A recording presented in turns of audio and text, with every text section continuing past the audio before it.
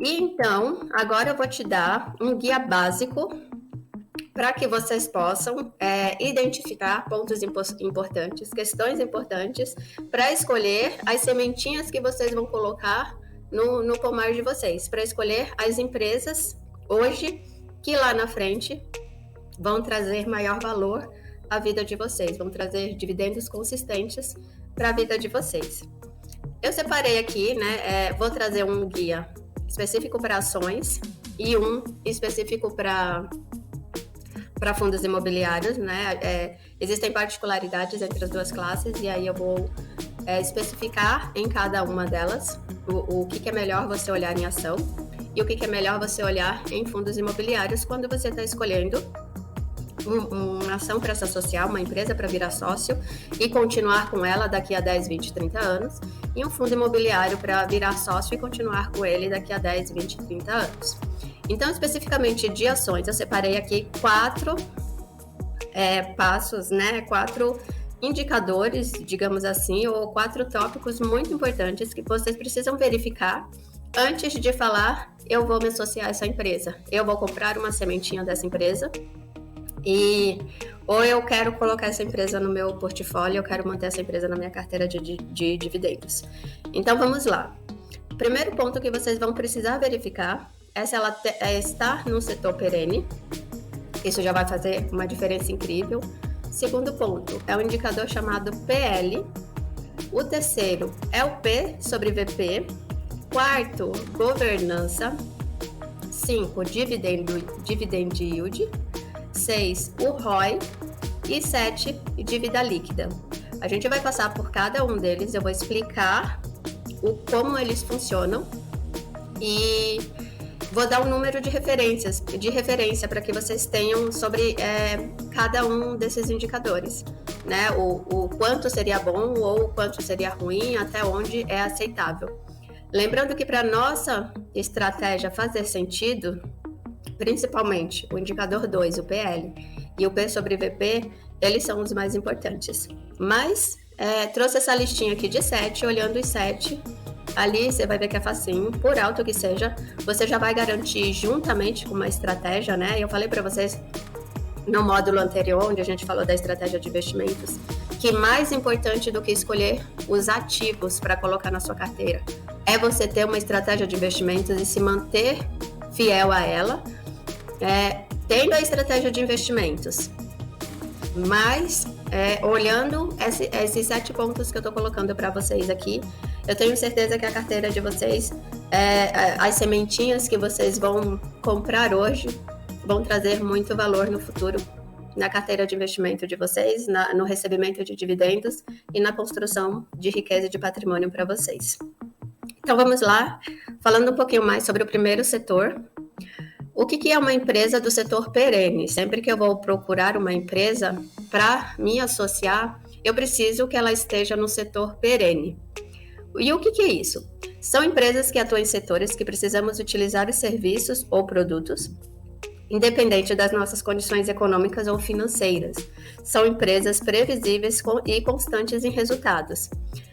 Vou trazer alguns setores aqui para vocês, setores perenes, e algumas ideias de empresas. Mas, por exemplo, saneamento básico é um setor perene. Não importa se você está desempregado, não importa se você está em uma situação financeira ruim, você precisa usar a água e usar o esgoto na sua residência.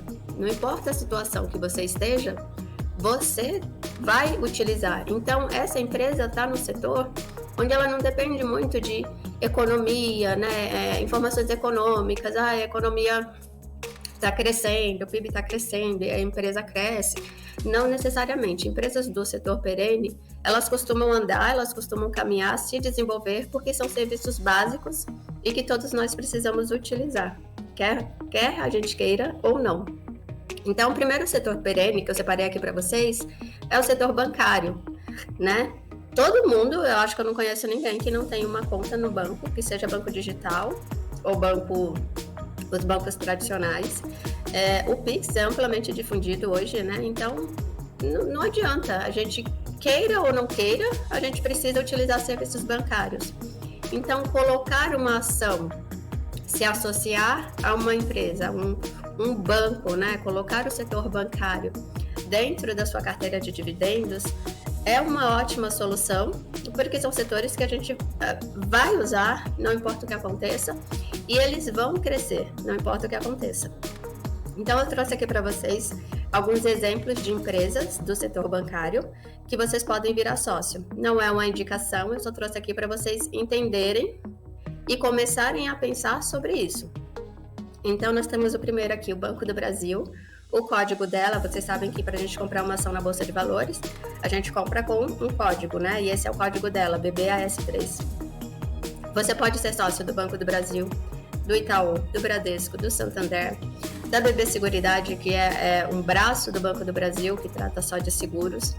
Então, escolher o setor bancário e colocar uma ação do setor bancário ou duas, né, do setor perene na sua carteira de investimentos vai trazer bastante previsibilidade de futuro, porque a gente sabe que quer queira, quer não, a gente vai ter que utilizar serviços bancários. Um outro setor perene da economia é o setor de saúde. É um outro que a gente sabe que a gente precisa utilizar. Ainda que a gente tenha um plano de saúde, né? E eu vou trazer aqui as informações importantes para você. Ou se você usa o SUS costuma ter sociedades, né? Com alguns hospitais e algumas clínicas privadas para atender a demanda da sociedade em que eles não conseguem atender, né? O SUS com a rede deles não conseguem atender. Então, o setor de saúde é um outro setor perene. Quer você queira, quer não, você vai usar e toda a população precisa utilizar em algum momento, né? Vai ter que se valer desses serviços. E aí eu trouxe aqui algumas empresas que vocês podem se tornar sócios no setor de saúde, que é a Mater Dei, a Blau Farmacêutica. O setor de saúde engloba também os remédios, né? Todas as farmacêuticas estão aqui. O Hospital Care e a DASA Diagnósticos. A DASA Diagnósticos ela é a maior rede de diagnósticos, né? Tem o Fleury, tem o Lavoisier, uma infinidade de laboratórios na DASA Diagnósticos. Então, o setor de saúde também é um setor perene e também é um setor interessante quando você quer montar uma carteira de dividendos, pensando na longevidade, pensando no longo prazo, pensando que é um setor que você não vai acabar amanhã, muito dificilmente, né? Nós temos empresas falindo nesse setor, porque é um setor altamente, as pessoas precisam utilizar, então cada vez mais eles vão crescendo. O próximo setor perene que a gente tem na economia, o setor de saneamento, que eu falei um pouquinho para vocês.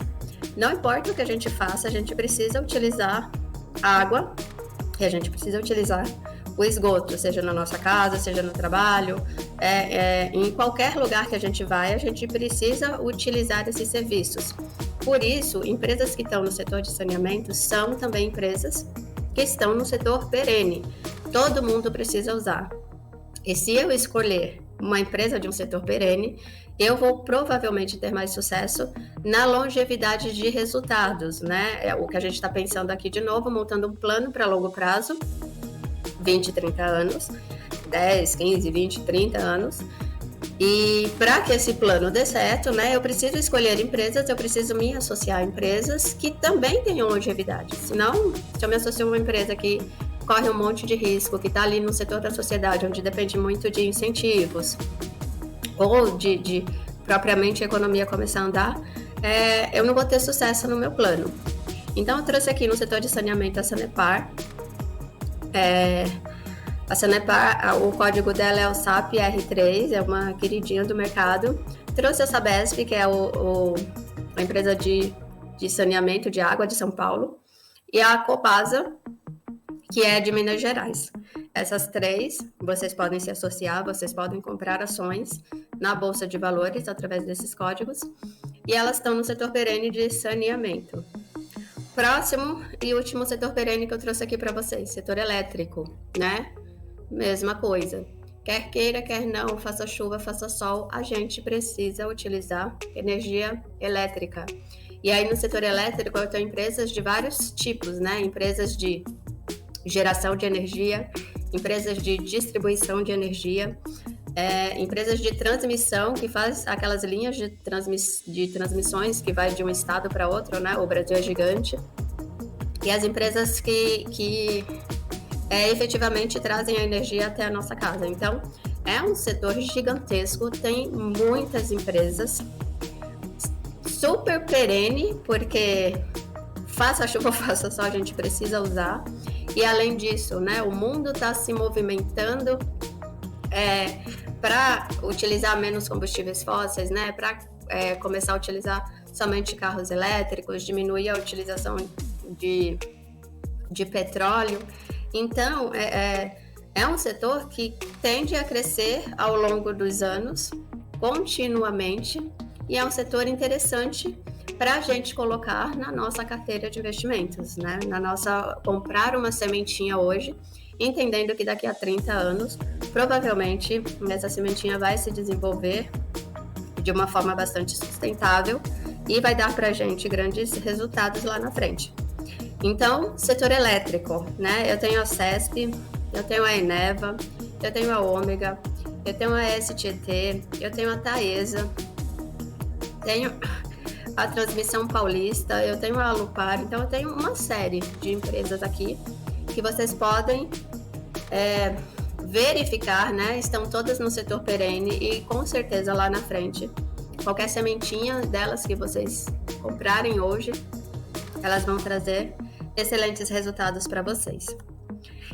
Uma vez importante sobre setores, né? Sempre quando eu estou avaliando uma empresa para colocar no meu portfólio, uma ação para me associar, eu nunca, pensando que a gente vai ver indicadores mais específicos a partir de agora, eu nunca vou comparar banana com laranja. Em que sentido? Vocês já verificaram, né? Vocês já viram que tem setores diferentes da economia, setores de serviços, setores de produtos, e esses setores, eles se movimentam por conta própria. Então, por exemplo, eu quero colocar um banco no meu portfólio e eu quero colocar uma empresa do setor elétrico. Eu nunca vou comparar, em relação a indicadores, uma empresa do setor elétrico com uma empresa do setor bancário, porque eles têm movimentações diferentes, eles têm orçamentos diferentes para trabalhar, eles têm incentivos diferentes. Então, eu nunca vou avaliar banana com laranja. Eu sempre vou avaliar laranja com laranja ou banana com banana. Em que sentido? Né? Se eu for avaliar empresas, eu tenho que avaliar empresas do mesmo setor. Por exemplo, quero saber se eu coloco Taesa ou Transmissão Paulista na minha carteira de dividendos, no setor elétrico. Então eu vou comparar os indicadores de Taesa e de Transmissão Paulista. Quero saber se eu coloco o Itaú ou o Bradesco na minha carteira de investimentos. Eu vou comparar os dois. Eu nunca vou comparar indicadores de empresas e setores diferentes. Eu não vou comparar banana com laranja. Eu comparo laranja com laranja, banana com banana, ok? Bom, vamos para o nosso próximo indicador, então, que é o indicador, o PL, preço sobre lucro. Aqui eu quis trazer para vocês, deixar informações bem práticas e mastigadas e de uma forma que vocês entendam, sem falar muito tecnicamente o que é, o que não é, enfim, só para vocês entenderem o que é, a importância e onde buscar. Então, o que é esse preço sobre lucro? Em quantos anos eu terei o meu retorno de investimento? Em quanto tempo essa empresa vai me retornar o investimento que eu fiz nela? Eu comprei hoje sementinhas e eu estou pensando, claro, no longo prazo. Eu estou pensando que eu vou plantar essa semente, vou regar, vou adubar, vou deixar no sol e ela vai crescer. E ela crescendo, em quanto tempo eu vou ter o retorno do meu investimentos? É mais ou menos isso que esse indicador fala pra gente. Quanto maior o tempo do meu retorno de investimentos, né? É uma empresa que vai demorar muito tempo para me dar frutos. A gente não tem árvores que crescem e dão frutos em 1 ano, outras em 2 anos, outras em 3 anos. Imagina que o PL é isso. Em quanto tempo essa árvore vai me dar frutos? Em quanto tempo eu tenho o retorno do meu investimento? Quanto menor esse tempo, melhor, né? porque eu estou investindo dinheiro nela e eu quero esse retorno. Então, o PL é isso. Em quanto tempo eu vou conseguir colher os lucros? Em anos, sempre em anos. E aí aqui eu sempre deixei um número mágico de referência para vocês, né? O que é uma empresa mais ou menos que eu posso esperar em anos que ela vai me dar lucro? Uma empresa que me dá, que traz o meu retorno de investimento em mais de 12 anos, a gente fala que é uma empresa que está muito esticada, ela está cara, ela está subprecificada. Então, o ideal é que vocês busquem empresas até 12 anos, até 15 anos, dependendo da empresa, ok, mas não menos que isso. Eu trouxe aqui para vocês o PL do Itaú. O código do Itaú é YouTube 4, que a gente fala, né, no português, é ITUB4. E ela tá me dando um retorno em 8 anos e alguma coisa. Pô, tá legal, né? É uma árvore que vai me dar fruto em 8 anos. Perfeito.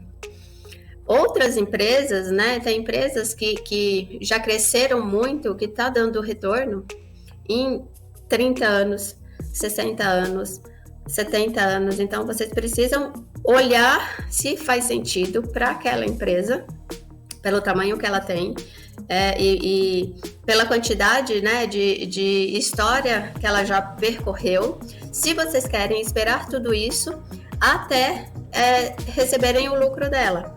Então, um número mágico para o PL, um PL até 12 anos seria um número excelente. Acima disso, eu já acho que tá demais, né? É uma empresa que tá ali com preço muito esticado, né? Talvez ela não consiga, ela tem que se desenvolver muito ainda para crescer com a mesma constância de antes. Então, um PL até 12 anos, perfeito. Escolheu setor perene. Mais um PL até 12 anos, tá ótimo. Lembrando aqui que eu estou usando o site Status Invest para dar esses prints para vocês. É um site excelente para a gente fazer a avaliação de ações, né? De ações e fundos imobiliários. Vou usar ele aqui. É ótimo, você consegue ter todas as informações e informações claras e compiladas todas juntas. Então, é um site que eu super indico, o Status Invest. Então, vamos lá, só então repassando o PL, né? Em quantos anos eu terei o retorno do meu investimento. Número mágico, até 12 anos, ok. Abaixo disso, quanto menor, melhor. Próximo indicador, então, é o P sobre VP, é o preço sobre o valor patrimonial. E o que seria isso? Essa empresa está com um preço justo em relação ao seu patrimônio? E como que eu vou olhar isso aqui? O número 1 significa estar com preço justo. Se ela está um pouquinho acima ou um pouquinho abaixo, a gente entende isso como sobrepreço ou como desconto. Empresas que estão abaixo de 1, elas estão extremamente baratas. É como se você tivesse, vamos trazer isso para o nosso exemplo real, sei lá. A minha vida aqui, vamos imaginar que eu tenho uma empresa e a empresa tem uma sede, produz algumas coisas, venda, e o meu patrimônio total soma R$1 milhão. Esse é o meu patrimônio. Então, se eu colocar ela para vender no mercado e alguém me der o preço justo por ela, vão me oferecer R$1 milhão. Se alguém me oferecer 900 mil, essa empresa vai estar com um desconto de 10%. Se alguém me oferecer 800 mil, essa empresa vai estar com um desconto de 20%. Então, é isso que esse número indica. Quando ele está em 1, ele está no preço justo. Quando ele está abaixo de 1, você está tendo um desconto. E para a gente fazer a nossa estratégia do comprar barato, a gente precisa comprar com desconto, né? Lembra que toda a nossa estratégia se baseia em comprar barato e vender caro. Então, é muito importante vocês observarem empresas que estão com desconto, empresas que estão com o valor justo abaixo de 1. Só dando uma informação aqui para vocês. Para ações é mais difícil, é um pouquinho mais difícil encontrar PVP abaixo de 1, porque ações normalmente elas têm um patrimônio muito alto, é bem difícil o mercado me dar um desconto abaixo de 1. Tanto que o Itaú aqui não está abaixo de 1 e ainda assim ele está barato devido a quem é o Itaú, ao histórico dele, ao maior banco de varejo do Brasil. O histórico de preços dele, né, o PVP dele é sempre muito alto. Como a bolsa caiu muito e o mercado caiu muito, ainda assim, estando com esse PVP acima de 1, ele ainda está barato. Então, é importante também vocês entenderem o histórico, né? Não empresas, dificilmente vocês vão encontrar abaixo de 1. Esse é um indicador que serve muito bem para os fundos imobiliários. Lá vocês vão conseguir enxergar bem isso.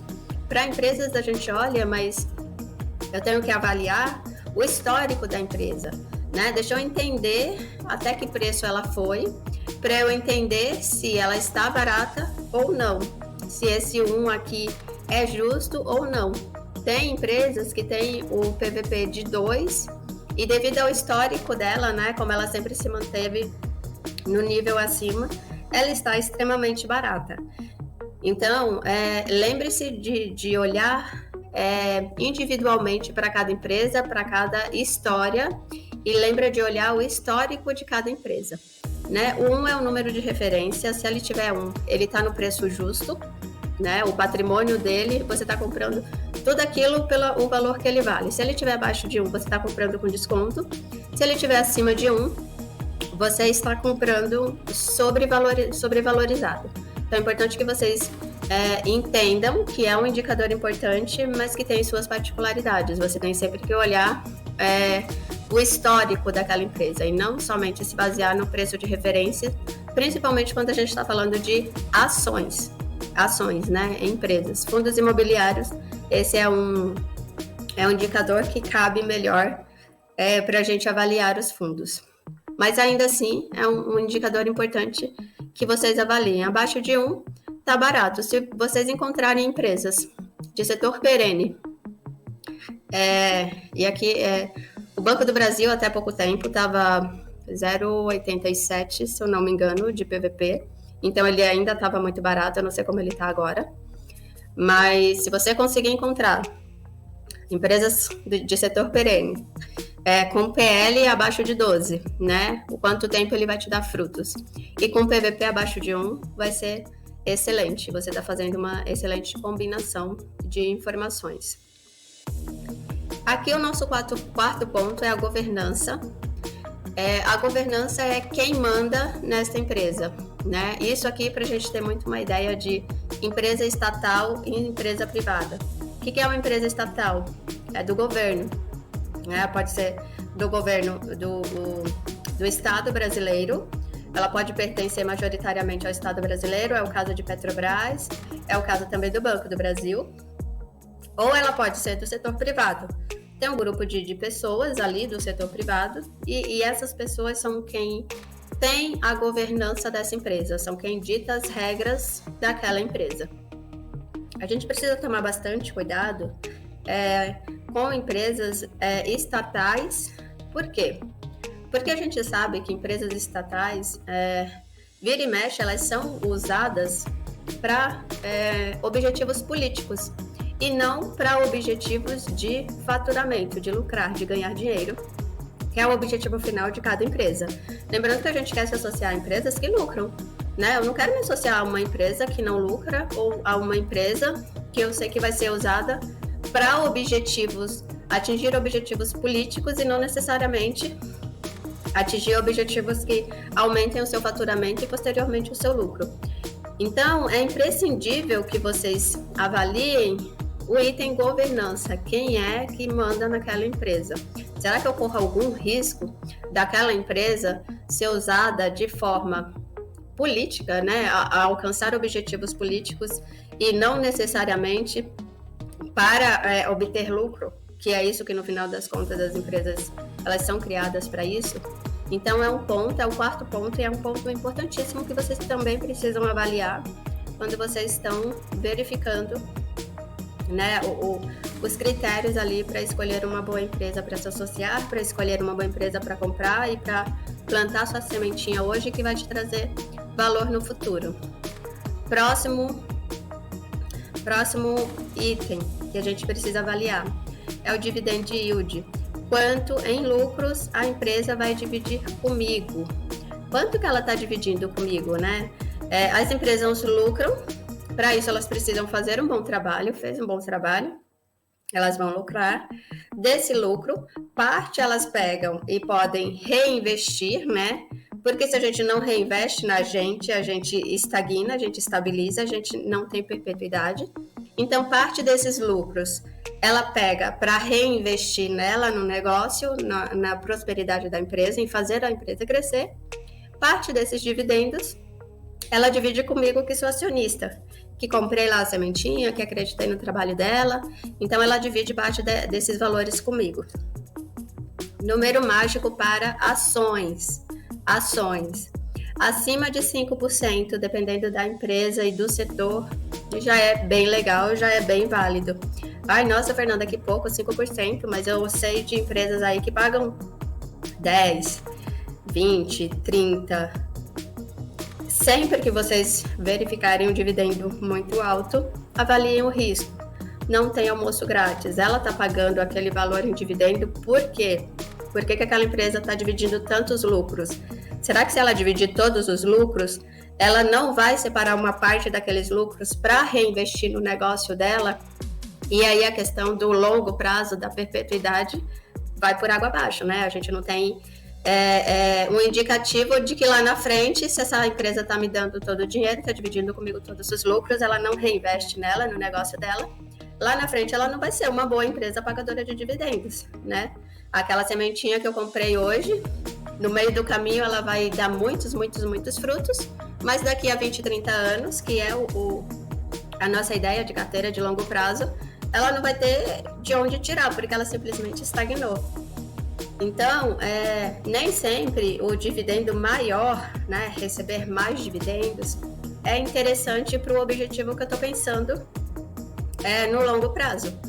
Então, avalie por que aquela empresa está te pagando excelentes dividendos. Verifique se isso é constante, se isso é sustentável, né? De que forma essa divisão de lucros está se dando e se ela tem a tendência a permanecer daqui a 10, 20, 30 anos.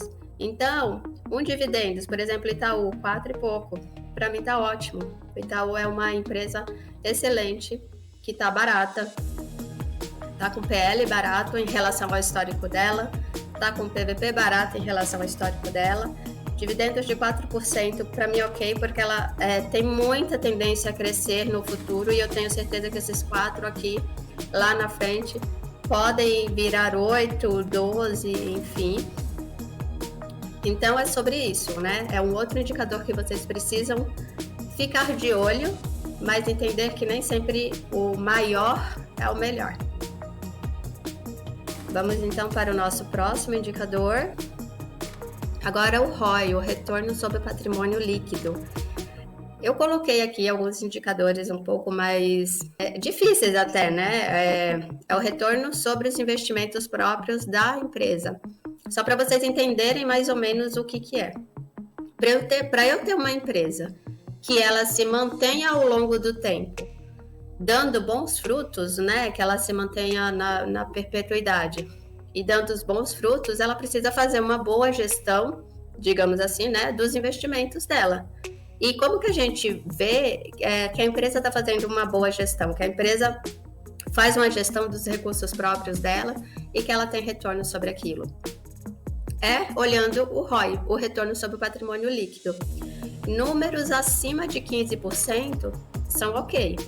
Lembrando que o meu número mágico aqui é só uma referência, né? Se é uma empresa que você conhece, que você acredita no projeto, que você acompanhou o histórico dela, veja se faz sentido esse número para você. Então, número mágico aqui, se a empresa está trabalhando bem os investimentos próprios, né, e está tendo retorno sobre isso, seria de 15%. Acima disso, é excelente. Abaixo disso, a gente entende que ela precisa melhorar, né? Que tem empresas se desenvolvendo mais que elas e que eu posso ter melhores retornos com outras empresas. Abaixo disso, a gente já olha meio, não sei, né? tá pouco, você não está fazendo o seu trabalho de casa direito, você não está fazendo a gestão dos seus investimentos direito. Então, o número mágico ali são os 15%. Acima, excelente, né? Significa que a empresa está fazendo o dever de casa dela ali e está conseguindo um retorno sobre os investimentos dela. O nosso último indicador é a dívida líquida sobre o patrimônio líquido. O que é dívida líquida sobre patrimônio líquido? Gente, é igual na nossa casa, é a mesma coisa. Se você tem muitas dívidas em relação ao seu patrimônio e alguma coisa acontece, né? A vida não é previsível, alguma coisa acontece, essas dívidas podem te tirar do jogo, podem fazer com que você entre em financeiramente, você perca o seu equilíbrio. E para uma empresa perder o equilíbrio financeiro significa fechar. E a gente não quer se associar a nenhuma empresa que feche, nenhuma empresa que tenha dívidas incontroladas. Né? A gente quer se associar a empresas que a gente perceba a longevidade. Então, dívida líquida é um indicador importante de vocês avaliarem também. Em relação ao patrimônio líquido, né? Qual é o número mágico aqui? É 1,5. Acima disso, 1,5 em relação ao patrimônio, vamos voltar ao exemplo, né? Sou eu a empresa, eu tenho um patrimônio de R$1 milhão e eu tenho uma dívida líquida de R$100 mil. Então, minha dívida é 1, né? 1 significa 10% do meu patrimônio. Se eu tenho um patrimônio de R$1 milhão e eu tenho uma dívida de 10 milhões, de 100 milhões, 100 milhões não, né? 100 mil. Eu tenho uma dívida de 10% do meu patrimônio. Se eu fizer qualquer caca financeira, né, e por algum motivo eu não conseguir quitar essa dívida, eu ainda tenho patrimônio suficiente para vender uma parte, vender alguma coisa, quitar essa dívida e tentar voltar ao equilíbrio financeiro. Empresas muito endividadas, elas falam para a gente que o risco que ela está assumindo está muito alto, que a qualquer momento, se alguma coisa não der certo, ela está no risco de falência, ela está no risco de desequilíbrio financeiro. Então, 15% é o máximo, assim, porque de alguma maneira você também, as empresas, né, elas precisam se endividar se elas querem crescer. Só que uma dívida maior do que 15% do seu patrimônio líquido, 1,5%, não é uma dívida saudável, né, no ponto de vista nosso, investidores, que estão procurando uma empresa que seja constante e que se desenvolva ao longo dos anos. Então, mais que isso, você já tem que ficar de olho, é um pouquinho perigoso. Não que isso significa que a empresa vai falir, não que isso significa que ela não vai conseguir quitar, né, os objetivos financeiros dela, mas você precisa dar uma olhada, você precisa entender se é isso mesmo, se não é melhor, de repente, procurar uma outra empresa do mesmo setor que tenha um endividamento menor. Esse é um outro indicador bastante importante que eu acho que vocês precisam olhar e analisar quando vocês estão verificando, né? Estão ali pensando em escolher quais são as sementinhas que vocês vão colocar na plantação de vocês, visando ter valor lá na frente. Só recapitulando então, para ações eu preciso verificar setor perene, o PL, o P sobre PP, a governança, dividendo yield, ROI e dívida líquida.